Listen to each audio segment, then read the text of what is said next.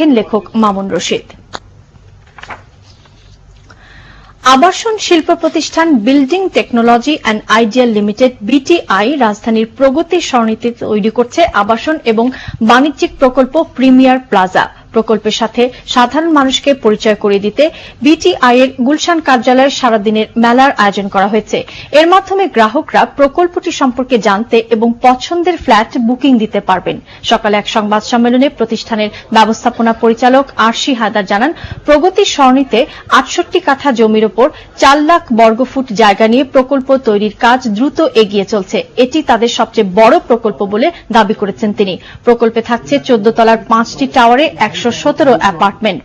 এসব অ্যাপার্টমেন্টে থাকবে সব ধরনের আধুনিক সুযোগ সুবিধা।